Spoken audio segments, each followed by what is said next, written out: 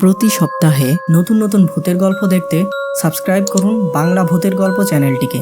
সেই সাথে bell icon press করতে ভুলবেন না। ডাস্টবিনের মধ্য থেকে এই কান্নার শব্দ আসছে। ওইদিকে এগিয়ে গেলাম এবং একটি বাচ্চা দেখতে পেলাম। বন্ধুরা, আজকের এই সত্যিকার ভূতের ঘটনাটি পাঠিয়েছে বাংলাদেশ থেকে সনি, আর এই ঘটনাটি তার নিজের সাথে ঘটেছিল। আজকের বিশেষ প্রশ্ন, তোমরা কি কেউ কখনো বাচ্চা ভূতের কথা শুনেছ? আর শুনে থাকলে সে সম্পর্কে জানাও। আমার নাম সানি। আমার ঢাকা শহরের গাজী ভবন মার্কেটে একটি দোকান ছিল। দোকানে নানা ধরনের বিদেশি জামা কাপড় বিক্রি করা হতো। আর এই গাজী ভবন মার্কেটে কিন্তু কোনো প্রকার লোকাল জিনিসপত্র পাওয়া যেত না, শুধুমাত্র বিদেশি জামা কাপড়। একদিন আমার দোকানে হঠাৎ একটি লোক এসে জিজ্ঞাসা করল, আচ্ছা, আপনাদের কাছে কি বন্দুক আছে? আমি কিনতে চাই। এই কথা শুনে আমি খুব অবাক হয়ে গেলাম। এরপর আমি ওই লোকটাকে বললাম, আপনি কি পুলিশের লোক? লোকটি কিন্তু আমার কথার কোনো উত্তর দিল না। সে আবার জিজ্ঞাসা করল, আপনার কাছে বন্দুক আছে কিনা বলুন। আমার বেশ রাগ হলো, আর তাকে উদ্দেশ্য করে বললাম, আপনি আগে বলুন যে আপনি কি পুলিশ অথবা র্যাব অফিসার কিনা। আর আমি বন্দুক বিক্রি করি না। আর এখানে কেবল আমি না, এই পুরো মার্কেটেই বন্দুক পাওয়া যায় না। এবার লোকটি আর কোনো কথা না বলে আমার দোকান ত্যাগ করল। আমি মনে মনে ভাবলাম, লোকটি নেহাতি পাগল।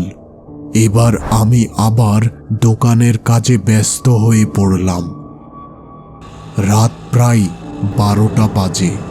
মার্কেটের প্রায় সকল দোকান বন্ধ হলেও আমার দোকান তখনও খোলা ছিল। ব্যবসার হিসেবে কিছু সমস্যা থাকায় আমি দোকান বন্ধ করতে পারছিলাম না। এমন সময় হঠাৎ একটি শব্দ শুনে বেশ হকচকিয়ে গেলাম, যেন কোনো মেয়ের কান্নার আওয়াজ। আবার কিছু পরে হাসির শব্দ। আমি বেশ ভয় পেলাম, কারণ আশেপাশের দোকানগুলো সব বন্ধ হয়ে গেছে। তাহলে এই শব্দ আসছে কোথা থেকে? কিছু সময় পরই আবার সব চুপচাপ। এবার আমি দ্রুত হিসেবের কাজ শুরু করলাম, আর কাজ শেষ করে দোকান বন্ধ করলাম এবং আমার বাড়ি মিরপুর 11 নম্বরের উদ্দেশ্যে একটি সিএনজি করে রওনা দিলাম। সিএনজি ড্রাইভার আমাকে মিরপুর 11 নম্বর রোডে নামিয়ে দিল। এবার আমি আমার ফ্ল্যাটের দিকে হেঁটে রওনা দিলাম।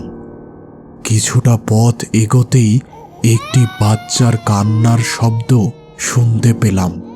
পাশে লক্ষ্য করতেই বুঝলাম ডাস্টবিনের মধ্য থেকে এই কান্নার শব্দ আসছে। ওইদিকে এগিয়ে গেলাম এবং একটি বাচ্চা দেখতে পেলাম। এই দৃশ্য দেখে আমার খুব খারাপ লাগলো।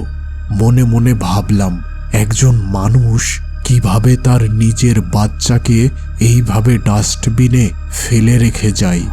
আমি সিদ্ধান্ত নিলাম বাচ্চাটির একটা ব্যবস্থা করব। এবার আমি বাচ্চাটি নিয়ে হাঁটা শুরু করলাম। কিছুক্ষণ পরই বুঝতে পারলাম বাচ্চাটির ওজন যেন বৃদ্ধি পাচ্ছে, আর সে আগের মতো কোনো কান্নাকাটি করছে না। ব্যাপারটা খুব অস্বাভাবিক মনে হলো। আবার কিছুটা পথ হাঁটার পর একটি দোকানের সামনে একটি লোককে দাঁড়িয়ে থাকতে দেখলাম। আর যখন ওই ব্যক্তিটির কাছে গেলাম এবং তাকে দেখলাম, সাথে সাথে খুব অবাক হলাম। আরে, এ তো ওই লোকটা যিনি আমার দোকানে বন্দুক কিনতে এসেছিল। এত রাতে সে এখানে কি করছে? এমন সময় খেয়াল করলাম আমার কোলের বাচ্চাটির দিক থেকে হাসির শব্দ আসলো। আমি বাচ্চাটির দিকে তাকালাম। বাচ্চাটি হাসছে এবং তার একটি চোখ ভীষণ বড় দেখাচ্ছে, আর সেই সাথে তার মাথাটিও বড় হয়ে গেছে।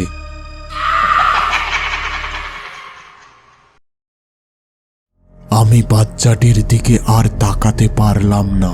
দ্রুত সামনে দেখলাম, কিন্তু এ কি, দোকানের সামনে ওই লোকটা আর নেই।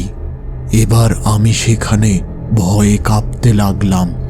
এমন সময় আমার কোলের বাচ্চাটি বলে উঠল, এই সনি, ভয় পেয়েছিস নাকি?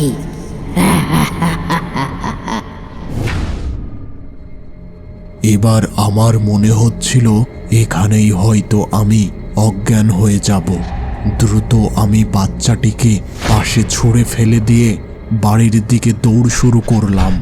কিছুক্ষণ পর আমি আমার বাড়ির কাছে এসে উপস্থিত হলাম এবং সেখানেই অজ্ঞান হয়ে গেলাম।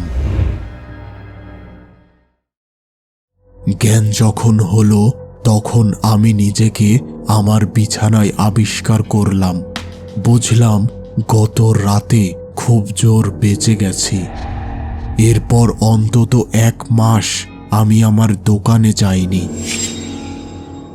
বর্তমানে আমার সাথে সবকিছু ঠিকঠাকই আছে, কিন্তু সেই লোকটা যে আমার দোকানে বন্দুক কিনতে এসেছিল এবং ওই রাতের বাচ্চাটিকে আমি এখনো ভুলতে পারিনি।